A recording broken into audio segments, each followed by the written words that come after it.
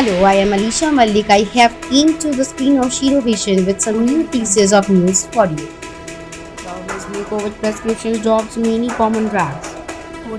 The Central Health Ministry has issued an evidence-based treatment plan for COVID-19 patients, dropping many medicines that had become household names during the course of the pandemic. Mahatma Gandhi Institute of Medical Sciences, Wardha. The guidelines only mention 4 medicines as necessary for severe COVID patients: oxygen, steroids, tocilizumab, not all but based on certain blood parameters, and anticoagulants for patients with comorbidities like diabetes, hypertension, etc. The guidelines make it clear that medicines are meant only for those moderate or severe COVID-19 patients who need hospitalization. For people with mild COVID, only medicines to reduce fever and cough are advised. Common antibodies such as azithromycin and doxycycline are missing from the list. So, is ivermectin, the antiparasitic drug for filariasis, pharmacy bestseller zinc supplement and vitamins A, B, C, and D are also not mentioned. Previous protocols by the union and state government always mention 15 to 30 days course of zinc and vitamin C and D. A senior doctor from a BMC hospital said the guidelines don't mention patients with comorbidities. Another doctor said while ICMR puts out treatment protocols during COVID, this has come from DGHS. A regular doctor could be confused about which agency to follow. 18 Muslim women killed in fire at Pune chemical unit. 18 people, 15 of them women, burned to death and 2 others were critically injured in a blaze that ravaged a chemical plant in Pune's Piragad town around 3:45 p.m. on Monday. Earth movers and other equipment were used to break down the walls at either end of SBS Aqua Technologies plant in a bid to try and save those trapped inside. But as the intensity of the blaze grew, the rescue effort went in vain. It took several hours for the bodies of the victims, all shattered beyond recognition, to be traced and sent to Session General Hospital for identification and post-mortem. Most of the deaths were residents of Mulsi Taluka. Deputy CM and District Guardian Minister Ajit Pawar said the state government would pay ₹5 lakh each to the victim teams.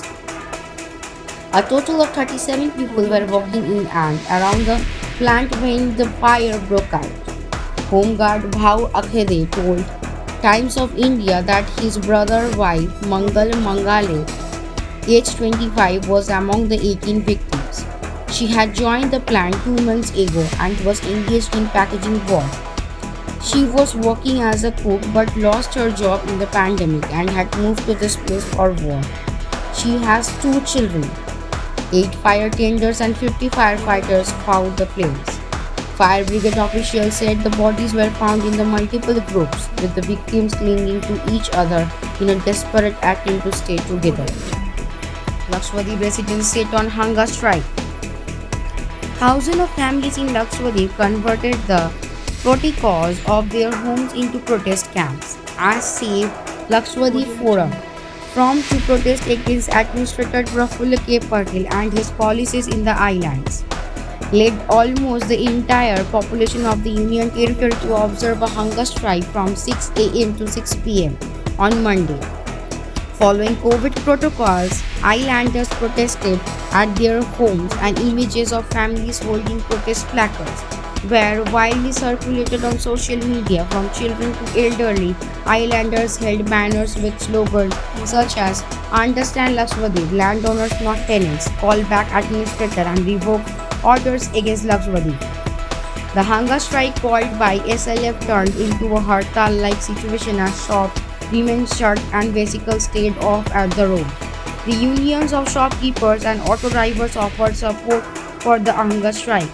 Other than an argument with the police over Kavarati village, Dweep Panchayat members staging a dharna outside VDP office, there were no untoward incidents. SLF campaigners said there are provocations from the police at Amini Island as some black flags were taken away by the personnel. We have done something historic today.